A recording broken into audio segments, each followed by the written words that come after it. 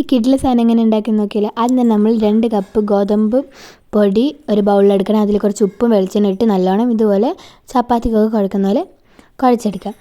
ഇനി ഒരു പാൻ എടുത്ത് അതിൽ കുറച്ച് വെളിച്ചെണ്ണ ഒഴിച്ച് ജീരകം വഴറ്റിയെടുക്കുമ്പോൾ നേരത്തെ മുറിച്ച് വെച്ച ഉള്ളിയും മുളകും കൂടി ഇട്ട് നല്ലോണം അങ്ങോട്ട് വഴറ്റിയെടുക്കാം. പിന്നെ അതിലോട്ട് മസാലകളൊക്കെ ഇടണം. ഞാൻ മുളക് പൊടി, മഞ്ഞൾപ്പൊടി, ചിക്കൻ മസാല, പിന്നെ ഉപ്പ് ഇടണം. ഉപ്പിടാൻ ആരും മറന്നവരുത്.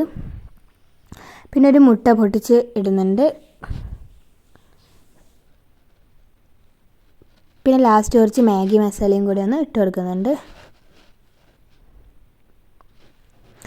ഇനി നമ്മുടെ ആ ചപ്പാത്തി മാവിൻ്റെ ഉള്ളിലോട്ട് നമ്മുടെ ഈ ഫില്ലിങ്സ് നിറക്കണം. അപ്പം നമ്മുടെ ആ ഒരു ചപ്പാത്തി മാവ് അധികം കട്ടിയാക്കാതെ നോക്കണം. അപ്പോൾ കട്ടിയാകുമ്പോൾ നമ്മൾ ആ ഒരു ഫില്ലിങ്സിൽ ടേസ്റ്റ് കിട്ടില്ല. അല്ല, ഈ ഫില്ലിങ്സിനും ഒക്കെ നമ്മൾ ഉരുളക്കിഴങ്ങോ അങ്ങനെ എന്തെങ്കിലും എടുക്കാം.